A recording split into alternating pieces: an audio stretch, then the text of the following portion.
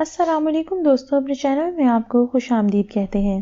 ایک بزرگ فرماتے ہیں کہ ہم حج کرنے گئے تھے۔ وہ بیان کرتے ہیں کہ میں نے دیکھا کہ بیت اللہ میں ایک مولوی صاحب روزانہ قرآن پاک کی ان آیات کی تشریح کیا کرتے تھے جن کا ترجمہ یہ ہے کہ ماں باپ کے ساتھ نیک سلوک کرو۔ اگر ان میں سے کوئی ایک یا دونوں تمہارے پاس بوڑھے ہو کر رہیں تو انہیں کسی موقع پہ بھی اف تک نہ کہو اور انہیں جھڑک کر جواب نہ دو، بلکہ ان کے ساتھ احترام اور ادب کے ساتھ بات کرو، نرمی اور رحم کے ساتھ ان کے سامنے جھکے رہو اور دعا کیا کرو کہ اے پروردگار ان پر رحم فرما، جس طرح انہوں نے رحمت و شفقت کے ساتھ بچپن میں مجھے پالا تھا۔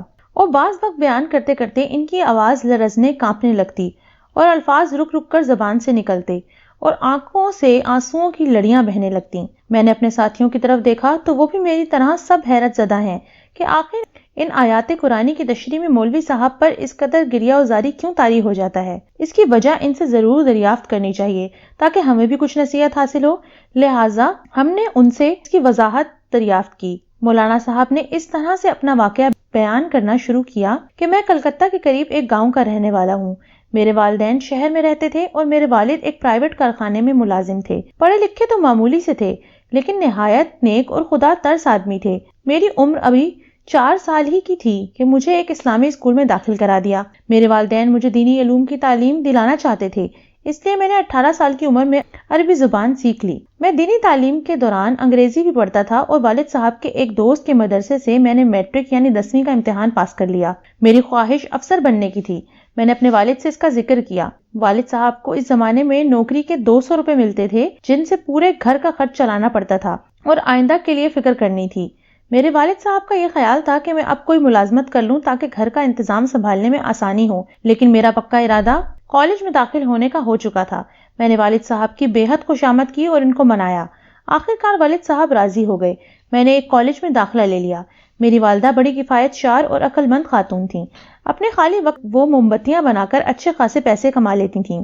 اس طرح ان کو محنت تو بہت کرنی پڑتی تھی لیکن وہ میری سب ضروریات پوری کرتی۔ فیس تو والد صاحب ہی دیتے تھے اور دوسری ضروریات کے لیے میری والدہ مجھے چپکے سے روپے بھیج دیتی۔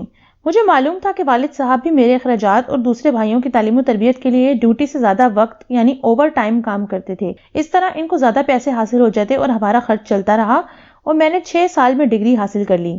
میں نے ڈگری تو بے شک حاصل کر لی مگر اس کالج کی تعلیم کے دوران اور اس زمانے میں کالج کے ماحول کے رہن سہن نے میرے اسلامی شعار اور طریقے کو بالکل بدل دیا اور میں اسلامیات کو بالکل ہی بھول چکا تھا۔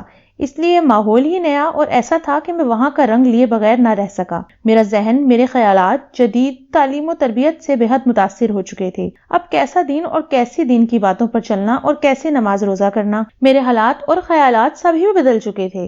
میں نے 6 سال پورے کالج میں اول نمبر کی کامیابی حاصل کی، اس لیے درخواست دینے پر مجھے اسی کالج میں ملازمت مل گئی اور میں 350 ماہوار تنخواہ پانے لگا۔ چند سالوں میں میری تنخواہ 500 روپے ماہوار ہو گئی۔ اب والدین نے میری شادی کی فکر کی۔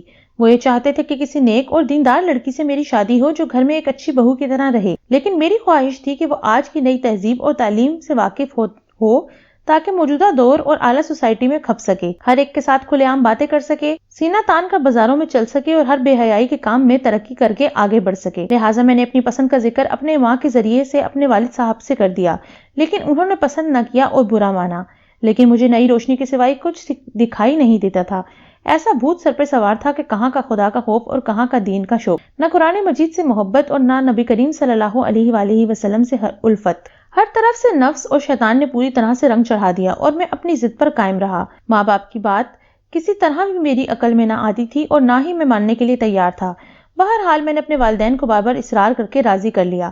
وہ میرے اصرار سے راضی ہو گئے، شاید اس وجہ سے کہ انہیں اندیشہ تھا کہ اگر وہ انکار کر دیں تو شاید میں اپنی منمانی کروں۔ اس خوف سے انہوں نے ہاں کر دی، لہٰذا ایک فیشنیبل، جاہل، بے دین اور بے زور لڑکی سے میری شادی ہو گئی۔ شادی کو بھی ابھی 2-4 مہینے ہوئے تھے کہ والد صاحب کے کارخانے میں ایک گیس کی ٹنکی پھٹ جانے سے ان کی دونوں آنکھیں جاتی رہیں، اس لیے اب وہ کارخانے جانے سے معذور اور بیکار ہو گئے اور کام کے قابل نہ رہے اور اب وہ گھر میں ہی رہنے لگے اور ان کو کارخانے کی طرف سے ایک معمولی رقم معذوری الاؤنس کے طور پر ملنے لگی۔ میری بیوی کو اسلامی تعلیم و تہذیب سے دور کا بھی واسطہ نہ تھا، وہ تو صرف آزاد خیال اور تیز مزاج عورت تھی جسے نہ خوف خدا تھا اور نہ عشق مصطفیٰ۔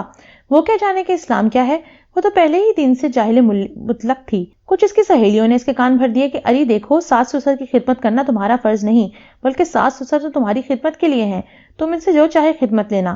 جو لڑکیاں جاہر گوار اور بے عقل ہوتی ہیں وہ اپنے ساس سسر کی خدمت کیا کرتی ہیں، تمہارا کوئی حق نہیں کہ ان کی خدمت کرو۔ اس وقت میں بھی کسی انگریز سے کم نہ تھا۔ میرے دن رات صبح شام عیش و مزے میں گزرتے تھے، اب سوائے خواہشات نفسانی کے کچھ یاد نہیں تھا۔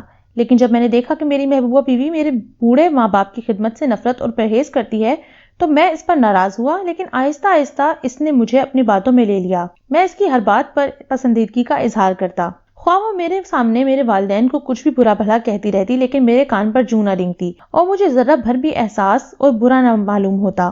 پھر وہ میرے والدین پر آئے دن نئے نئے الزام لگانے لگی اور میں اس کی حمایت میں یہی کہتا کہ میری بیوی ایسی نہیں ہے، وہ بڑی عقل مند اور صاحب سلیقہ ہے، آپ کی عقل ٹھیک نہیں ہے۔ ایک روز والد صاحب رات کو پانی پینے اٹھے تو ان سے ٹھوکر لگ کر دودھ کا برتن گر گیا اور میری بیوی نے ان پر الزام لگا دیا کہ تم منے کا دودھ چوری کرتے ہو۔ میں نے اپنی بیوی کو کچھ نہ کہا، تاہم میرے والدین اس بات سے بہت دل برداشتہ ہوئے اور کچھ دن بعد میرے ماموں آ کر میرے والدین کو اپنے ساتھ لے گئے۔ میری بیوی ان کے جانے سے بے انتہا خوش ہوئی، لیکن کچھ عرصے بعد میری بیوی کا انتقال ہو گیا، جس کے بعد میں نہایت اداس رہنے لگا۔ میرے ایک بہت ہی مخلص دوست تھے، انہوں نے جلد ہی ایک غریب گھرانے میں میری شادی کرا دی اور یہ میری بیوی حافظ قرآن، نہایت ہی نماز روزہ اور قرآن مجید کی تلاوت کی پابند تھی، بڑی ہی دیندار اور میری فرما بردار بھی تھی۔ وہ اب بھی زندہ اور میرے گھر آباد ہے۔ جب میں فکر آخرت سے بے خبر ہو کر بستروں پہ پڑا کھیلوں کے میچ دیکھ کر زندگی کے بہترین وقت ضائع کر رہا ہوتا تھا تو وہ قرآن مجید کی تلاوت میں مشغول ہوتی تھی۔ ایک دن کی بات ہے کہ میں چارپائی پہ بیٹھا تھا اور بیوی قرآن مجید کی تلاوت کر رہی تھی کہ اچانک وہ اس آیت پہ پہنچی کہ جس کی تلاوت آپ مجھ سے سن رہے ہیں، تو میری آنکھوں کے سامنے وہ تمام واقعات آ گئے جو پیچھے گزر چکے تھے۔ تو میری زبان سے یہ بے ساختہ نکل گیا کہ ہائے میرے ماں باپ، اور میں ہوش میں نہ رہا۔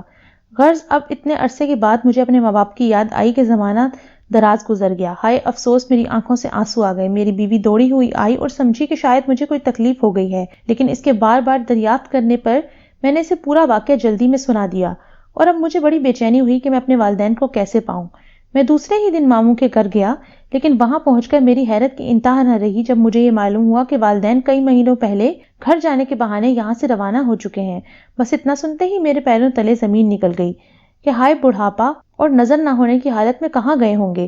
میں فوراً ہی اپنے والد کا فوٹو لے کر جو کارخانے میں کھینچا گیا تھا قریبی تھانے میں گیا اور فوٹو دے کر رپورٹ لکھوائی اور کئی اخباروں میں بھی فوٹو کے ساتھ خبر چھپوائی اور ادھر ادھر کئی آدمیوں کو روانہ کیا۔ اب مجھے رات بھر نیند نہیں آتی تھی اور ہر وقت اسی فکر میں رہتا تھا کہ کسی طرح میرے والدین مجھے مل جائیں۔